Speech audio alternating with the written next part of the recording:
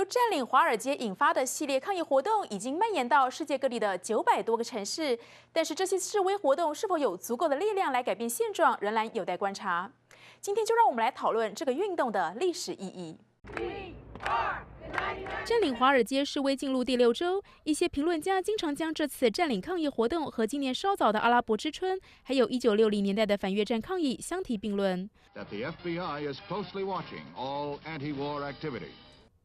哥伦比亚大学的历史学教授 Eric Foner 是美国激进主义的专家，他是诺贝尔经济学奖得主，也曾经是反战运动家。他说，应该认真看待这次占领抗议。Well, many protests in American history have focused on the economy, especially as today in a period of economic depression or recession. In the early 1930s, during the Depression, there were vast social movements, which often like this seemed very inchoate at the beginning. There were people protesting, evictions from their homes because they couldn't pay their mortgage or rent. There were farmers blocking roads out in the Midwest, trying to prevent crops from going to market because they were getting paid so little for their crops. Foner 教授说，现代工人运动的确始于20世纪30年代的大罢工。批评者认为，占领抗议者传递的讯息含糊不清，而且没有明确的要求，所以不会造成任何改变。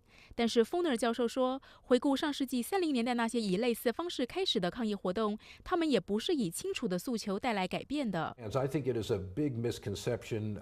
You see this in the media, unfortunately, sometimes, that what these protests ought to do is issue a set of 10 demands. Here's what we want: 22% tax on derivatives. Or, no, that is completely the wrong. That's what politicians do. The role of protest is to galvanize public opinion. It's to pose a moral question and make people discontented. I mean, go back to the abolitionists in the 1930s. They had this in the 1830s. They had this figured out.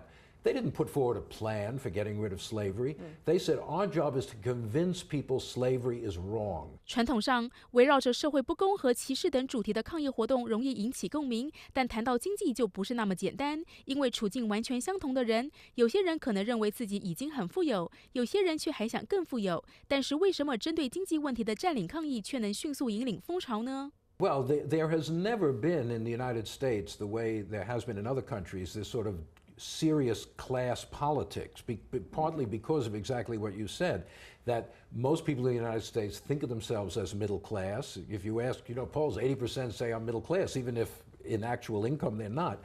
And we have this aspiration of the American dream of people working hard and moving up in the social scale, which of course happens in many cases. But I think today there is the sense that that road is blocked. 从埃及到利比亚，近来民运风潮导致政府垮台的例子屡见不鲜，但似乎很难想象占领系列的抗议活动可能打击美国政府到什么程度。They're not directed against Obama specifically.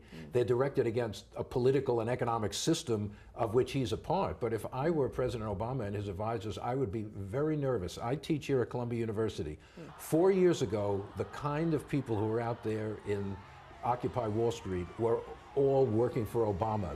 Well, we haven't really had a heck of a lot of change, and I think now this shows a tremendous disillusionment with the Obama administration on the part of the young. 回顾历史的教训，揣摩占领系列运动的意义，Foner 教授认为 Right now there is what I would call a democracy deficit in many countries. On the one hand, democracy is growing in places like Egypt and they've had democratic revolutions. On the other hand, in Europe and the United States, there's a feeling among many, many people that democracy is not really functioning properly. When governments continue to do things that are deeply unpopular, there's going to be a reckoning sometime. I don't know what form of reckoning. It could take many different directions, some of them very pernicious, some of them very forward-looking. But I think if politicians are going to learn a lesson from this, it is that there is a deep democracy deficit. And if we do claim to be a democracy, we better address that. 历史学家也告诉我们，现在要判断由占领华尔街引发的系列抗议活动的历史地位，可能还为时过早。它可能又是一个雷声大雨点小的运动，也可能成长为更大的风潮，一切都有可能。